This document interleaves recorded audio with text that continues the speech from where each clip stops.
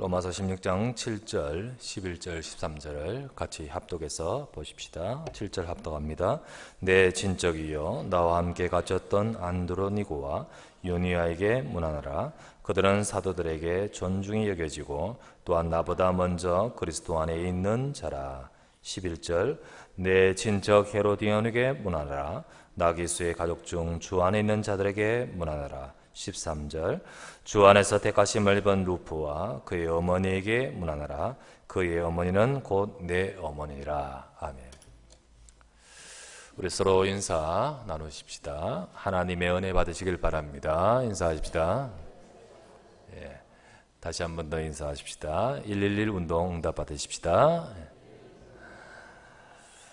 이 시간도 오늘 성경에 나오는 말씀대로 안부를 전하고 문안을 전하듯이 오늘도 그리스도 안에서 여러분에게 안부를 전하고 문안을 전합니다. 한 주간도 말씀 붙들고 승리하는 한 주간 되시기를 바랍니다. 오늘 말씀을 갖고 복음 안에서 맺어진 영적 가족이라는 제목으로 우리 하나님의 말씀을 생각하며 나누려고 합니다. 이 계속해서 로마 16장에 보니까요, 한 사람 한 사람 이름을 거론하면서 문안을 전하죠. 안부를 전하고 인사를 전합니다.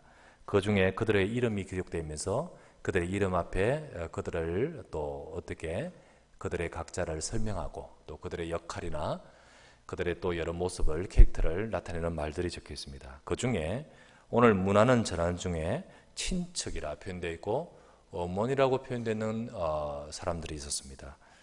그들에 대한 말씀입니다. 친척이란 말은 원래 우리나라 말로 친척 잘 알죠. 그런데 헬라어로 쉰게네라는 문자로 문자 그대로 이렇게 친척이면 그냥 친척이지만은 여기서 말하는 친척은 진짜 바울의 내 친척이냐? 예, 그 말은 아니죠. 그 말은 아니고 그대로의 문자 그대로의 혈족이 아니라 정말 친척과 같은 자를 말합니다. 지금 친척과 같은 자. 또 실제로 13절에 보니까요, 내 어머니라라고 표현했습니다. 루포의 어머니가 내 어머니라. 그러면 진짜 루포 어머니가 바울의 어머니고 루포하고 바울은 형제냐? 그게 아니죠. 그게 아닙니다. 그게 아니고 그 루포의 어머니 그녀가 바울에게 모성애 같은 돌봄으로 어머니 같은 역할을 했었다는 것입니다. 그렇기 때문에 그는 내 어머니와 같다라고 표현하고 있습니다. 이같이 성도들의 관계를 혈연 관계로 표현하는 말을 오늘 보지 않습니까? 이와 같이 우리는 성도들의 관계를 우리가 혈연 관계로 표현하듯이 우리는 영적으로 진짜 혈연으로는 정말 다르지만은 아니지만은 영적으로는 이렇게 한 가족이라는 사실을 이렇게 말씀하고 있습니다. 단순히 우리가요 그냥 쉽게 말하는 이모, 삼촌 그런 차원이 아니죠. 우리 아기를 이렇게 있을 때요, 자 삼촌에게 봐봐 할 때 이렇게 삼촌에게 봐봐, 이모에게 가봐 할 때 우리 그냥 조금 나이 든 이모, 언니, 삼촌이라지 않습니까? 그거는 그냥 편하게 쉽게 부르고요. 식당에서도 그래 부르잖아. 삼촌 하고. 그리고 이모라고 하지 아줌마 그러면 기분 나빠하잖아. 그죠? 그래. 그렇게 표현하던 그런 차원. 그러나 과연 우리가 애기한테 이모한테 와봐라고 하면서도 과연 이모 역할을 하려고 하는 마음을 갖고 하느냐? 그냥 부르자는 말 아닙니까? 그냥 부르는 말. 우리가 그런 쉽게 하는 말이 아니시. 진짜 우리가 영적으로 우리는 혈연, 영적인 가족, 그런 의미를 오늘 우리에게 말씀하고 있습니다.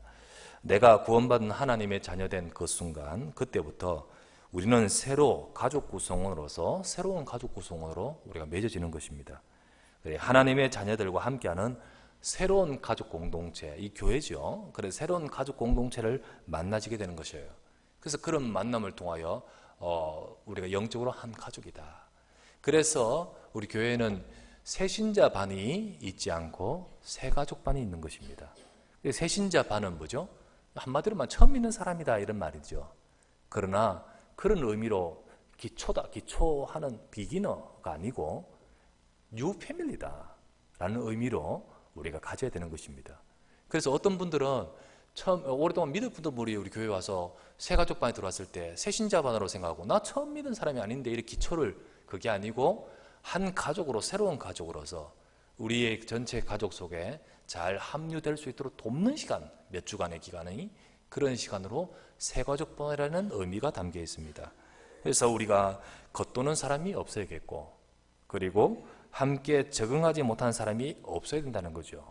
그래서 하나하나 한 분들이 다 같이 하나 될 수 있는 그런 역할을 하는 것이 바로 새가족반이며, 꼭 새가족반의 사역자와 새가족반에 있기 때문에 우리가 여기에 관심을 가져야 되냐, 그게 아니고 우리 모두는 한 가족이라는 사실을 우리가 기억하고 있어야 되겠습니다. 전에도 이야기했듯이요, 송사리 5마리가 소풍을 갔다잖아요. 소풍을 막 가는데 한참을 가다 보니까 한 마리가 더 있어. 알고 보니까 6마리가 됐어요. 그러니까 이 5마리, 먼저 왔던 5마리가 마지막 온 6마리째를 보고 너희 뭐냐라고 물었습니다.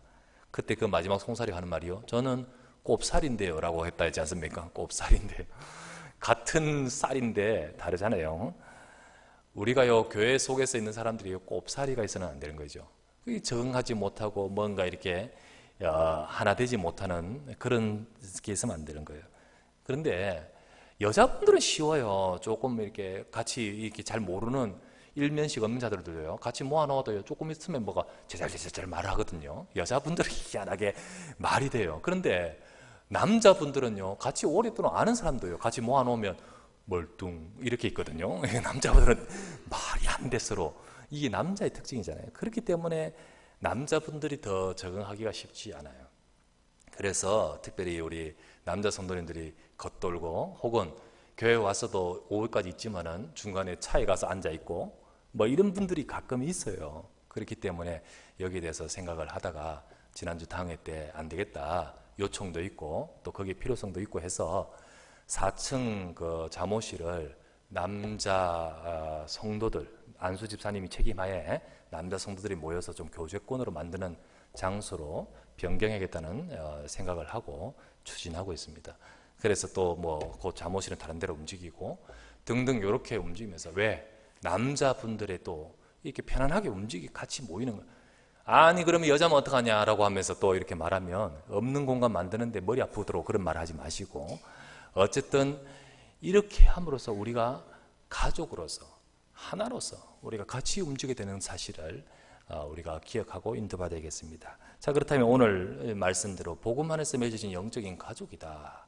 우리가 이 말씀을 생각하면서 첫 번째 우리가 나눌 말씀은, 영적 가족 되기 전에 먼저요, 내가 중요한 거예요. 그리스도를 통해 하나님의 자녀 신분된 나인 것입니다.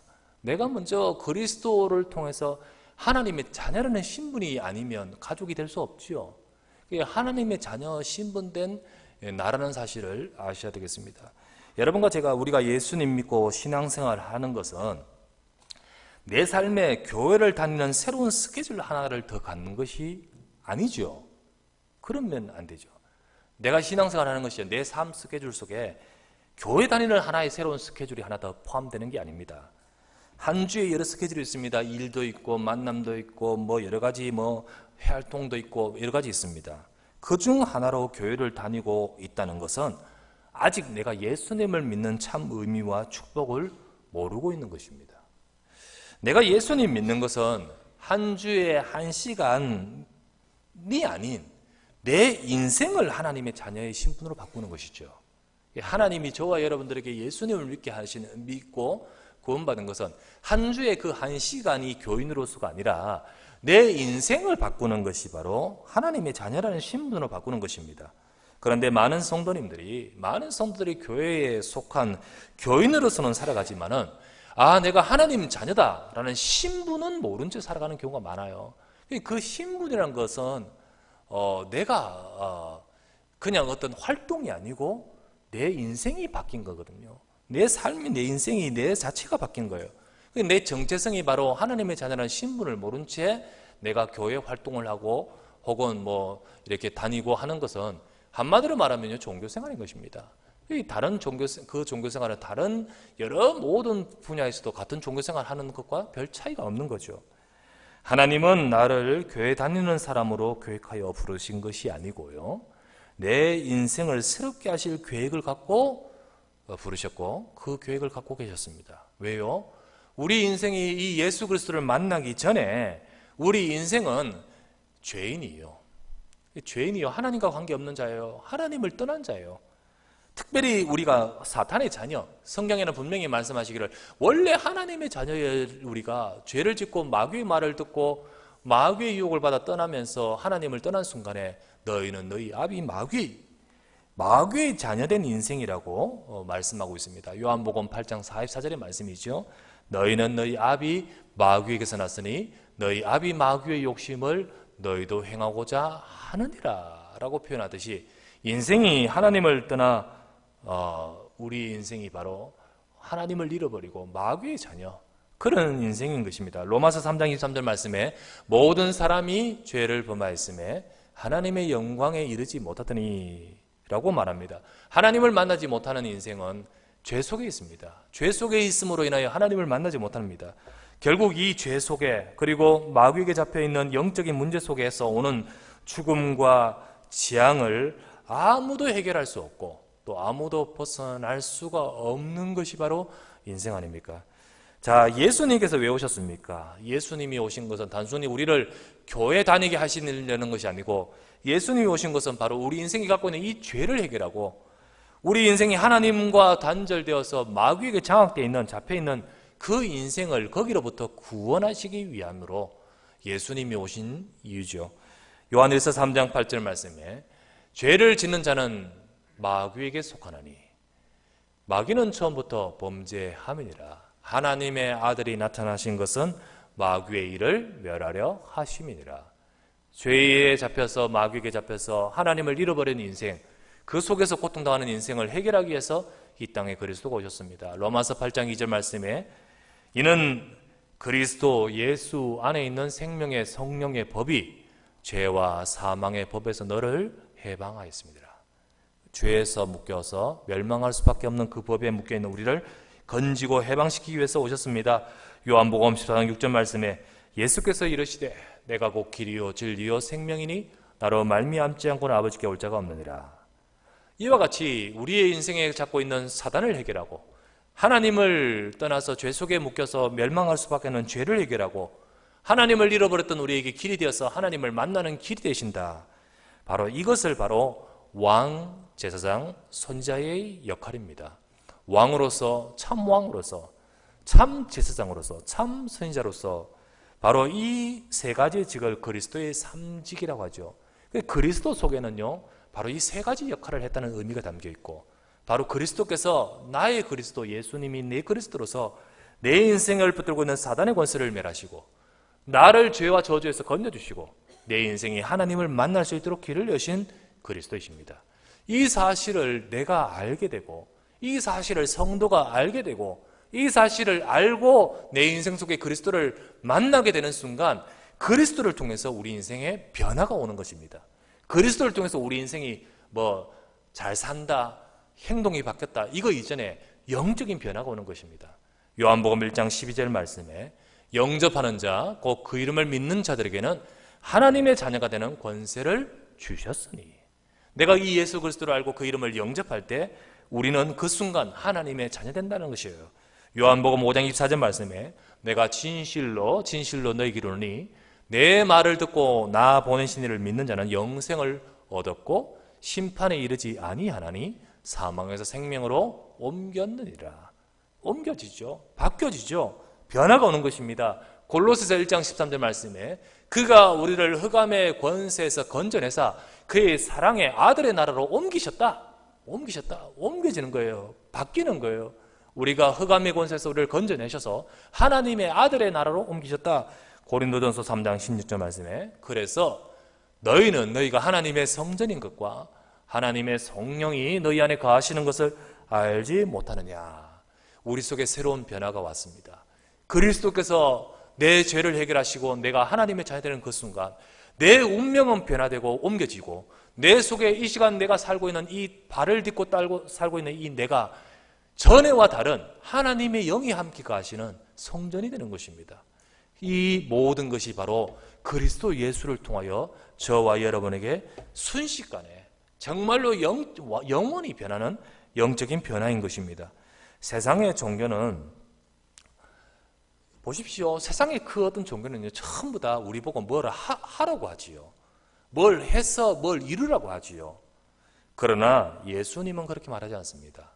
우리가 해서 될 문제가 아닌 부분이 있기 때문에 하나님이 사람의 몸을 입고 오신 분이 바로 예수님. 그 예수님은 바로 나를 자녀로 바꾸신다 하셨습니다. 이것이 바로 저와 여러분에게 복음인 것입니다. 저와 여러분들의 자녀라는 신분, 이것을 저와 여러분에게 주신 줄 믿습니다.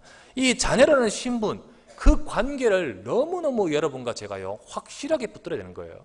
사실 우리는 부족한 것도 많고 연약한 것도 많지만은, 그러나 그리스도 안에서 나는 하나님의 자녀가 되어 하나님의 아들, 딸이 되어 내 인생의 영원한 하나님의 백성으로 살아가는 자임을, 우리가 이 사실을 언약의 말씀 속에서 확실히 붙들 수 있는 저와 여러분 되셔야 됩니다. 자녀는 절대 변함이 없습니다. 자녀가 잘못한다고 이게 이 부모와 자녀의 관계가 좀 잘못한다고, 좀 문제 있다고 그것을 단칼에 끊는 그런 게 아니잖아요. 물론 세상의 나쁜 세상에 돌아가는 세상 속의 세태 속에서는 그런 일도 있지만은, 그러나 원래의 그 의미는 그게 아니잖아요. 부모, 우리 하나님의 우리 아버지이신 주님은요, 내가 절대로 부족하고 연약하다 할지라도 우리가 하나님 백성 된 우리가 변함이 없이 영원한 하나님의 자녀라고 말씀하시는 것입니다. 이것이 바로 저와 여러분 인생에 주어진 놀라운 비밀 아니겠습니까? 우리가 이 사실을 무엇보다 먼저 이걸 알고 교회에 나와야 되고, 이걸 알고 우리가 신앙생활을 해야 되는 거 아니겠습니까? 그리스도를 통해서 내가 어떻게 됐냐, 나는 하나님의 자녀의 신분이 되었다는 사실. 저는요 옛날에 열심히 신앙생활을 하면서도요 사실은 이거를 제대로 가르쳐주는 자가 잘 없었던 거예요. 물론 가르쳐줬겠죠. 그러나 이걸 강조하면서 가르쳐주지 못했기 때문에 저는 이게 그냥 묻어가다 보니까 이게 확신이 없었던 것 같아요. 그러다 뭔가 툭 생기면요 흔들리고, 뭔가 문제 생기면요 내가 왔다 갔다 하면서 내가 뭘 잘못했지 이렇게 돌아가는 거예요.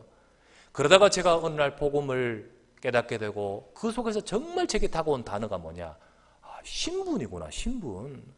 이게 내가 절대로 나는 축복받을 수밖에 없는 신분이구나. 내가 잘하고 못하고 부족하고 잘못하고 이거하고 상관없이 내가 그 신분이구나.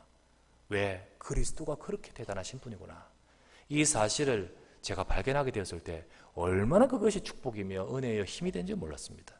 여러분, 이 시간에 우리는 그리스도 안에서 하나님의 자녀라는 이 신분을 우리가 확실하게 영원히 붙들기를 주의 이름으로 부탁합니다. 두 번째입니다. 그렇다면 내가 하나님의 자녀로 변화되었기 때문에 그 순간 우리는 그리스도 안에서 맺어진 영적 가족이 생겨버리는 거예요. 하나님이 자녀가 된 우리를 개인 속에, 우리 속에 함께 가신다 했잖아요. 그러면서 하나님의 자녀들을 그냥 방치하지 않으시고 하나님은 그를 이 세상 속에서 인도하고 계십니다. 인도하시되 특별히 우리를 교회로 이끌어서 세상 속에서 인도하고 계시는 겁니다. 이 교회라는 곳은 하나님의 백성들이 모여서 예배하면서 하나님 백성들이 현장에 가서 승리하도록 계속 우리를 이끌어 가시고 인도하시는 중요한 센터인 것입니다. 특별히 구원받은 자녀들이 모여진 이 교회의 공동체 속에서는, 우리가 모여진 이 모습 속에서는요 하나 영적 가족이 형성이 되는 것입니다. 영적 가족. 예수님은 말씀하셨습니다. 마태복음 12장 46에서 50절 말씀에 예수님 말씀을 증거하고 사역하고 있을 때에 예수님의 어머니, 친어머니죠, 마리아죠. 그리고 형제들, 그 형제들입니다. 그들이 찾아와서 예수님께 찾아옵니다. 비록 마리아의 몸에서 태어났지만은 마리아는 알고 있습니다. 이가 바로 진정으로 우리가 그 동생들이 태어난 그런 아들이 아님을 알고 있습니다. 바로 성령으로 잉태하여 하나님이 자기 그 모태 속에서 오게 하신 하나님이 아들이심을 알고 있는 거예요. 그러나 어쨌든 육신적으로는 분명히 어머니이기 때문에 그 모친의 돌봄과 그 속에서 자랐고, 그리고 그 형제들이 있는 것이죠. 어느 날 그 가족, 어머니와 형제들이 예수님을 찾아왔습니다. 그때 수없이 주변에 모여든 사람들이요 소식을 전해줍니다. 당신의 어머니와 형제들이 당신을 찾아왔습니다 라고 할 때 그 계기를 가지고 예수님이 이런 말씀을 하십니다. 누가 내 어머니며 누가 내 형제이냐. 이들의 말을 전해주는 자들은요 혈연이라는 관점을 가지고 전해줬습니다. 그러나 예수님께서는 그것을 한층 더 바꾸어서 누가 내 어머니이며 누가 내 형제이냐 라고 하시면서 마태복음 12장 49에서 50절에 이렇게 말하죠. 누가 내 어머니며 내 동생들이냐 하시면서 손을 내밀어 제 아들을 가리켜 이르시되 나의 어머니와 나의 동생들을 보라. 누구든지 하늘에 계신 내 아버지의 뜻대로 하는 자가 내 형제요 자매요 내 어머니다 하시니라 라고 되어 있습니다. 내 아버지, 하늘에 계신 내 아버지의 뜻대로, 하나님께서 우리에게 주신 언약의 말씀을 따라 하나님의 백성된 그들이 바로 진정으로 하나님의 백성으로서 형제요 자매요 어머니라 한 가족이라고 말씀하시는 거예요. 그래서 주님이 말씀하시듯 우리가 그리스도 안에서 하나님 자녀가 되는 순간 우리는 하나님 백성으로서 한 가족이 된다. 갈라디아 3장에 갈라디아 교인들, 이방인들이죠. 이방인들이 예수 믿은 이방인들입니다. 그들에게 바울이 편지 적은 갈라디아서 3장에 보면 그들이 유대인들이 와가지고 그들을 미혹합니다. 너희들 그래가지고 너희들 이방인들 아니냐? 그러니까 무슨 하나님 백성이냐? 라고 하면서 혈통이 다른데 어떻게 하나님 백성이냐? 그래서 율법에 적힌 대로 할례도 행하고 율법을 지켜야 구원받고 하나님 백성 된다고 말합니다. 그것을 듣고 그들이 막 흔들리고 있습니다. 그때 바울이 편지를 적으면서 갈라디아 3장에 말합니다. 너희들이 혈통은 다르고 아니지만은 갈라디아 3장 7절 말씀에 믿음으로 말미암은 자들은 아브라함의 자손인 줄 알지어다. 믿음으로 되는 것이죠. 예수 그리스도를 믿을 때 그 순간 우리는 하나님의 자녀가 되어지고, 예수 그리스도를 믿을 때 우리는 아브라함의 후손으로서 곧 영적인 하나님의 백성으로서 똑같은 우리가 영적 같은 족보를 가진 한 백성이 된다는 거죠. 그래서 그리스도 안에서 우리는 하나님의 백성 되는 것입니다. 그렇다면 교회는 하나님의 자녀들이 모인 영적인 가족 공동체인 것입니다. 이 교회는 우리가 각각 모르는 사람들이 모였지만은 내가 예수님 믿는 하나님의 자녀며 저 사람이 예수님 믿는 하나님의 자녀로서 모일 때 우리가 같은 종교를 가진 사람이다라는 차원이 아니고요. 우리는 영적인 가족 공동체임을 아셔야 되는 것입니다. 내게 하나님이 아버지이고 나는 그분의 자녀인데 저 사람도 저 성도님도 하나님을 아버지라 부르고 하나님의 자녀인 것입니다. 같은 하나님의 자녀된 성도들은 형제요 가족임을 우리는 아실 수 있습니다. 우리는 이 의식을 가져야 되는데 이 의식이 없다라고 하면 결국은 교회에 와서도 우리는 개인주의가 될 수밖에 없고요. 그리고 각각 교회들도요 너무너무 전부 개교회주가 될 수밖에 없는 거죠. 이런 영적인 공동체 의식이 없으니까 사실은 뭔가 전부 뿔뿔이 되는 거죠. 그래서 사실은 복음 안에서 하나 된다는 이 원내서는요, 사실 이게 우리가 이렇게 전도운동과 다락방에서 말씀운동하면서 하는 이 힘은요, 이게 그냥 일반인들이 생각하기에 그 교회 기존 성도들이 하기에는요 도저히 있을 수 없는 일들인 거예요. 교단이 달랐고 달았던 신학이 다 달랐는데 복음이라는 그리스도를 하나 때문에 전체가 하나 되어서 전도운동 한다는 것은 사실은 어려운 것이죠. 이번에 지금 교황께서 한국에 방한하셨습니다. 그 교황께서 오시는 것을 두고요 1주, 2주 이미 오래전부터요 신문은 매일 나왔고요. 그리고 지금은요 계속해서 보도하고요. 그리고요 계속 이 모양 저 모양으로 계속 언론과 모든 부분에 있어서 일거수일투족과 이런 모든 것들을 지금 보도하고 있습니다. 왜 그렇죠? 천주교의 힘입니다. 가톨릭의 힘이에요. 그렇게 힘이 있기 때문에 그렇습니다. 왜 가톨릭은 힘이 있어요? 왜요? 왜 그럴까요? 그거는 전 세계가 하나로 공통으로 연결되어 있기 때문에요. 가톨릭은요 지금 한국의 가톨릭도요 저 바티칸과 연결이 되어 있습니다. 전체가 연결되어 있기 때문에 사실은 여기 있는 이 모든 한국의 가톨릭 신자지만은 그러나 저 바티칸과 연결되어 있기 때문에 정치권도 무시할 수 없고 세계는 무시할 수가 없는 거예요. 그 작은 바티칸에 있는 교황과 거기에 움직임을요 절대 무시할 수 없는 거예요. 그 언론을, 그 모든 말을, 메시지를. 왜 그럴까요? 시스템적으로 그렇게 돼 있는 거예요. 그래서 이게 여기에는요 권력이 들어가 있고요. 여기는요 모든 우리가 알지 않습니까? 저 중세 시대부터 쭉 변함이 없이 있는 이 가톨릭에는 힘이 있습니다. 그런데 문제는 뭡니까? 여기에 잘못된 진리가 아닌 것이 들어가 있는데 이것을 중심으로 전체가 따라 움직이는 거예요. 그러니까 변동이 없이 그냥 그대로 계속 가는 거예요. 그런데 교회는 진리를 따라 복음을 따라 전부 다 이렇게 따라간다 하지만 문제는 뭐냐? 이것이 뿔뿔이 나눠지면서 전체가 힘이 없는 거예요. 그 교회는 힘이 없고 기독교는 힘이 없고 그 사실은 나라에서도 정부에서도 그렇게 이렇게 신경을 쓸 수 없는, 왜? 힘이 없기 때문이죠. 사실은 이게 우리가 복음만 해서 영적인 공동체라는 의식을 회복해야 되는 거예요. 이게 더 나가서 밖에 나가서 밖에서 회복해야 된다, 이 말은 쉽게 어렵지만 일단 우리 교회 내에서 영적인 가족 공동체라는 사실을 먼저 회복해야 되는 것입니다. 자, 그렇다면 세 번째 우리가 나눌 말씀은요, 가족 마인드를 회복해야 된다. 가족 마인드의 회복입니다. 친척이다, 어머니다 라는 것이 정말 혈연을 말하는 것 아니지 않습니까? 바로 그 중심, 마인드와 그 역할했던 것이 가족처럼 했다는 것이죠. 그런 말이 오늘 기록되어 있지 않습니까? 영적으로 한 가족으로서, 그럼으로써 그들의 역할이 이렇게 가족처럼 했다.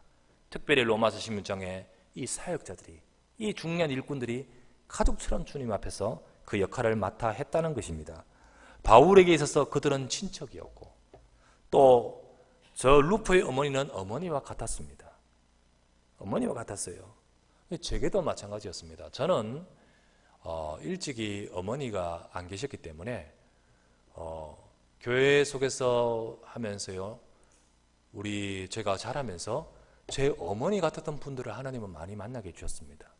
그리고 교육자가 되어서 부교육자를 할 때도 어머니같이 정말 하나님이 그런 분을 붙여주셨고요. 참 그분들의 사랑과 그분들의 역할 때문에 제가 순간순간 이렇게 응답을 받아가고 또 그 사랑, 그 기도의 배경 속에서 있었다는 사실이죠. 언약교회를 오게 되니까요, 새로운 어머니를 많이 만나게 됐고요, 새로운 친척을 많이 만나게 되었어요. 그래서 참 감사하게도 그리스도 안에서 이런 영적인 가족이라는 사실을 절감하게 돼요. 성도들도 마찬가지입니다. 제가 어릴 때 성도였을 때 정말로 우리 어머니 같은 성도님들이 있었고, 그렇듯이 우리 성도 사이에서도요, 영적인 가족으로서 어떤 분은 친척과 같고, 어떤 분은 어머니 같고, 아버지 같고, 그런 어떤 영적인 공동체가 있어야 되는 것입니다. 그것이 바로 우리에게 필요한 것이에요. 교회의 성도는요, 가족 마인드가 있어야 됩니다. 우리 교회 성도들은, 교회는 가족의 마인드가 있어야 돼요. 가족 마인드를 가지라는 것이 교회가 가족화가 돼야 된다는 말은 아닙니다. 가족화가 되는 말은, 너무 가족화가 되면요, 어떻게 되냐면 새로운 유입을 못해요. 너무 가족화된다는 것이요, 우리 가족, 우리 패밀리 아니냐 하면서 같이 몰리면요, 이제는 새로운 유입이 안 되는 거예요. 또 적응이 안 되는 거예요. 그래서 특별히 교회가 커버리면 괜찮은데, 어떤 개척교회 있지 않습니까? 개척교회 처음 시작하다 보니까 가족끼리 모여가지고 개척교회를 하는 경우가 있단 말이죠. 그런데 이게 가족이 모였다 할지라도 사실은 가족 마인드로서 새로운 사람을 유입하는 영적인 한 가족으로서의 마인드가 아니라 진짜 혈연의 가족으로만 딱 묶여버리면 그 교회는 성장이 안 됩니다.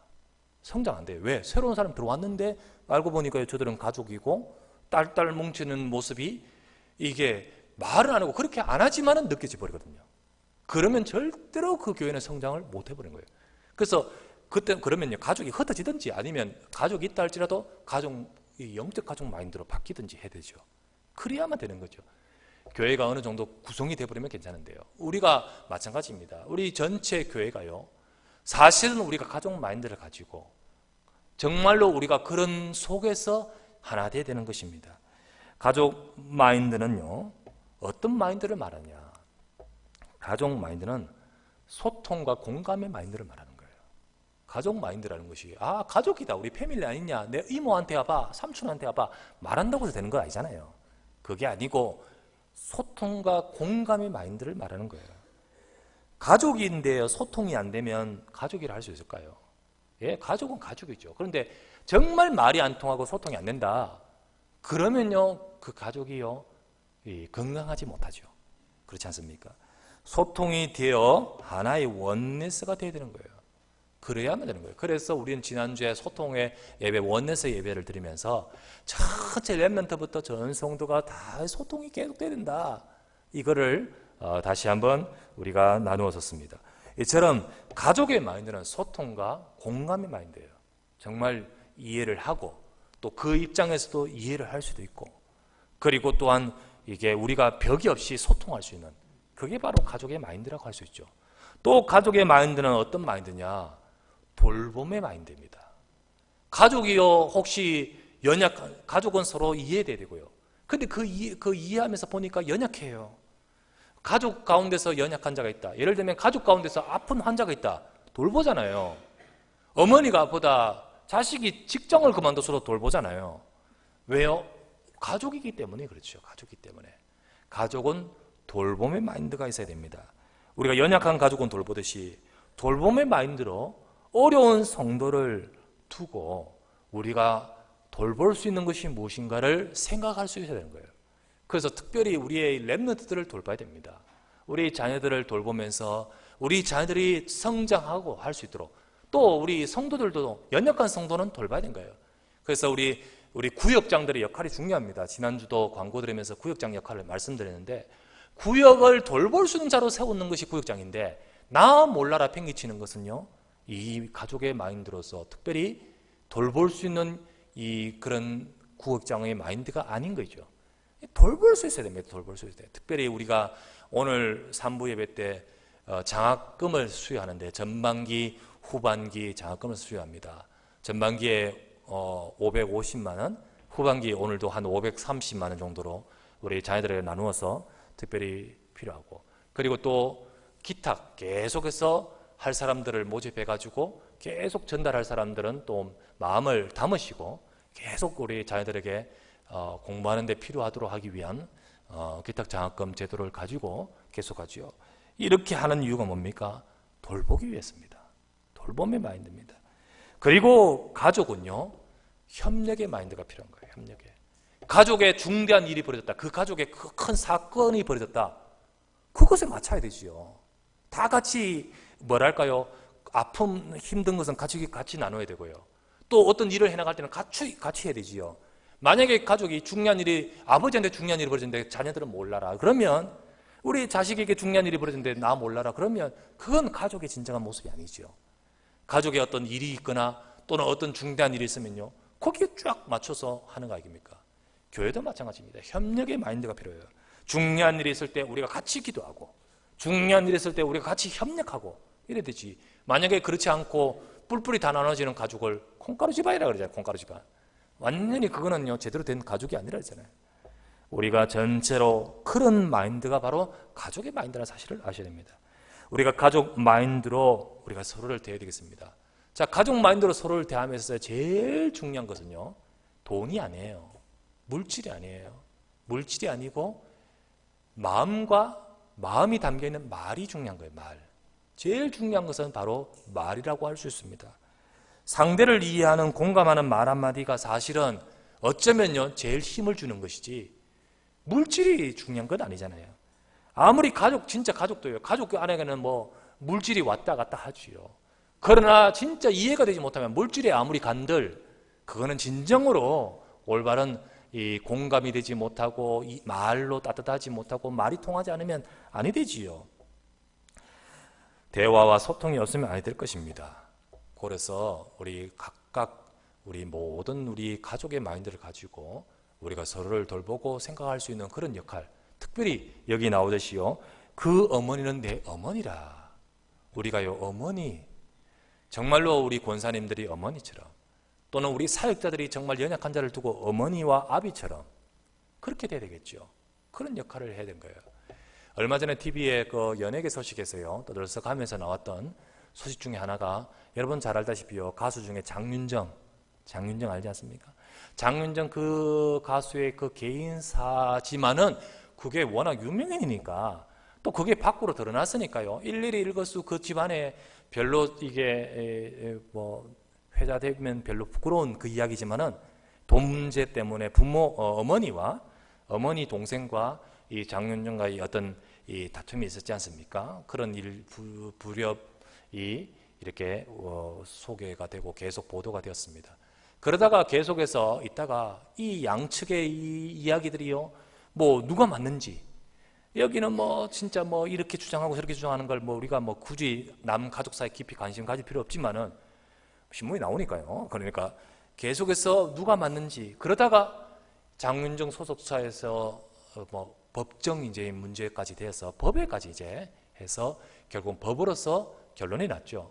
결국은 우리 그 어머니와 그 동생의 주장이 틀렸고 또 그 아버지와 그 이모도 장윤정의 말을 힘을 실어주고 그래서 실제로는 장윤정 측의 말이 이제 맞고 이들이 이제 참 가족 별로 말할 내용은 안 되지만은 그러나 그게 이런 문제들이 있구나라는 것을 우리가 알게 되었습니다.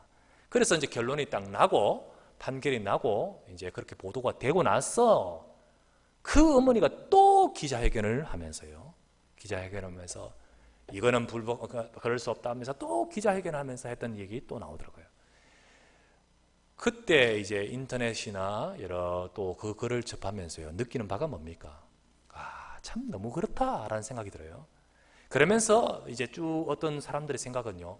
혹 진짜로 법에서 판결되기를 장윤정 측이 맞다 했지만 혹 진짜 장윤정 딸이 잘못한다 할지라도 어머니로서의 모습은 참 이렇게 꼴불사납죠. 그죠? 어머니로서요. 또 결론 나고도 또 기자회견 뭐가 그게 아니다 틀렸다 하는 모습을 보면서요. 비록 정말 잘못한 것이 진짜 맞다 하더라도 어머니로서는 참 모습이 아니다라는 느낌을 많이 받게 되지요. 여러분 어머니가 어떤 것입니까? 아무리 자식이 잘못하고 부족해도요. 끝까지 감싸고 끝까지 품어주는 것이 그런 모습 아니겠습니까? 자식이 진짜 그래도 또 그런 것이 바로 부모 아니겠습니까? 저 소련의 옛날에 소련 국가였던 아르메니아, 그 아르메니아 옛날에 큰 지진이 벌어진 적이 있었습니다. 지진이 벌어졌는데 건물이 뭉개지고 다 했죠. 항상 건물이 뭉개지고 그럴 때 붕괴되고 그럴 때 거기서 이제 구출을 하면요 거의 다 죽죠. 그런데 14일간 그 속에서 살았던 한 발견했어요. 35살의 어머니인데 아기하고 같이 살았는 거예요. 아기하고. 근데 아기가 그 14일 동안 살 수 있었던 것이 어떻게 살았느냐? 자기 옆에 있던 그 아기를 살리려고요. 어머니가 손가락을 유리로 잘라가지고 계속 피를 먹였대요. 계속 애가 탈수하니까요.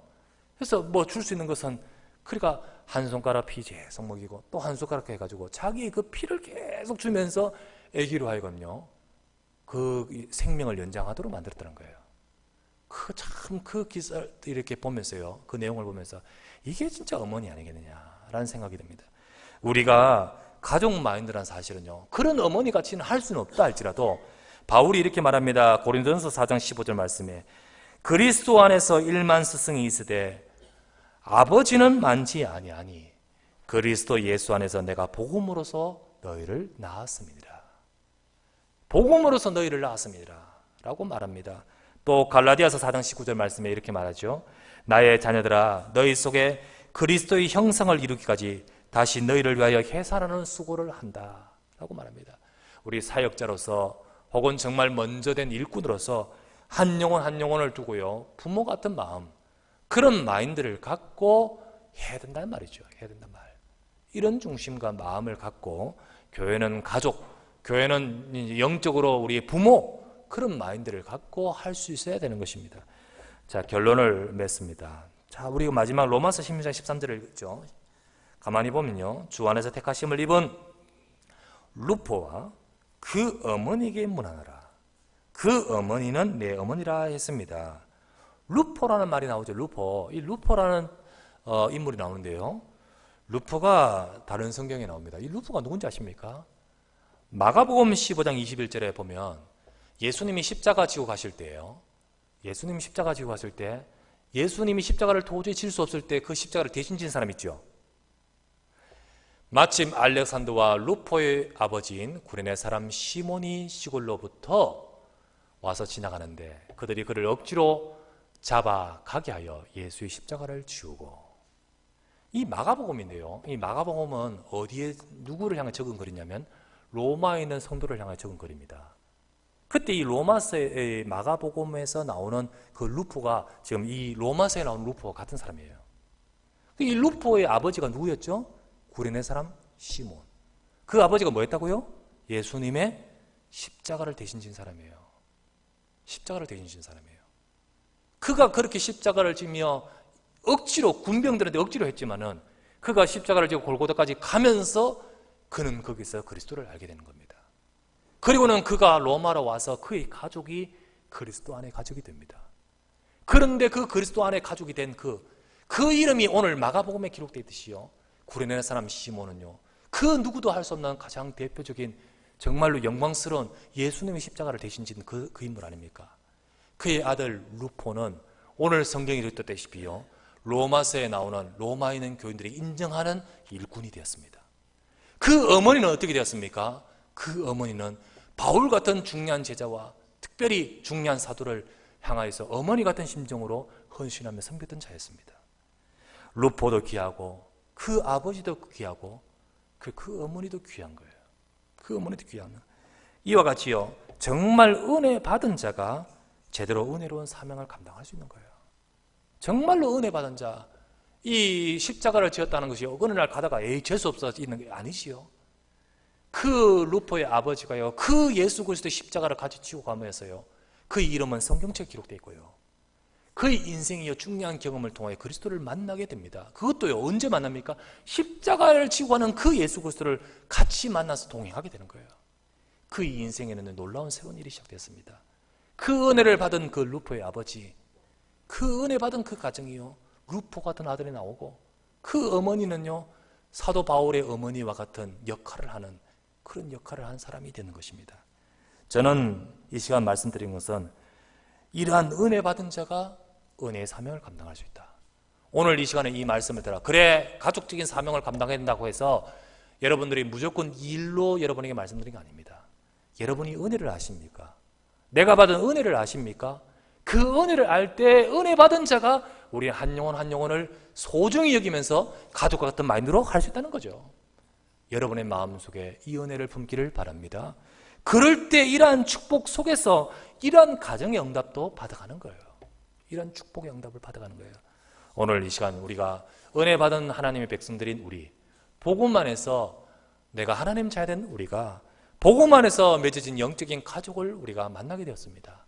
이제는 복음 안에서 가족의 마인드를 갖고 한 영혼 한 영혼과 우리 교회를 돌볼 수 있는, 그래서 루포의 그 어머니의 이름이 오늘 기록되어 있며 그 귀한 사역이 기록되어 있듯이 하나님 앞에서 값지게 귀하게 여러분이 그런 역할을 감당할 수 있는 그런 하나님의 사람 되시기를 부탁드립니다. 오늘도 복음 안에서 우리는 한 가족이요, 영적인 가족으로서 한 영혼 한 영혼을 정말로 돌볼 수 있는 그런 영적인 부모 역할까지 감당할 수 있는 우리 모두가 되시기를 주 예수 이름으로 축원합니다. 하나님 아버지께 감사를 드립니다. 오늘도 주의 사랑하는 종들이 함께 모여 주의 말씀 앞에 서게 하시니 감사합니다. 주여, 우리가 이 시간에 주님 앞에 서서 하나님의 말씀을 바라보며 기도합니다. 복음 안에서 구원받은 하나님 백성 되게 하시니 감사하며, 하나님 백성으로서 구원받은 하나님의 자녀 되어 이제는 한 교회의 한 가족으로서 우리가 서로를 만나게 하셨사오니 이 귀한 만남을 소중히 여기고 이 만남 속에 서로 소통하고 공감하며 이 만남 속에 가족 마인드로 서로 돌보고 이 만남 속에 가족 마인드로 서로 협력할 수 있도록 축복하여 주시옵소서. 참으로 우리가 복음 안에서 한 가족이 되어 하나님의 뜻을 이룰 참으로 귀한 일꾼으로 서서 우리가 영적인 부모같이 연약한 자를 돌볼 수 있는 자 되기를 원합니다. 루포의 어머니, 그가 저 바울을 돌보는 어머니 같은 역할을 했듯이 하나님 아버지, 우리 성도님들이 한 사람 한 사람을 정말로 돌보면서 귀한 일꾼으로 성장케 할 수 있도록 그 역할과 그 마인드를 갖고 주님 앞에 서게 하여 주시옵소서. 이 귀한 사명을 소중히 여기고 그 가족을 축복하시고 그 루포 아들을 축복하시고 그 가족이 복음의 명문가로 축복하셨던 하나님, 정말로 복음 안에서 부르신 우리가, 은혜 받은 우리가 이 사명을 감당할 때 저들의 가정과 저들의 자녀도 이 축복을 받게 될 줄 믿습니다. 이 축복과 이 응답 속에서 우리를 부르셨사오니 이 귀한 사명 감당하는 종들 되도록 인도하여 주시옵소서. 우리 구주 예수 그리스도 이름으로 감사하며 기도드리옵나이다. 아멘.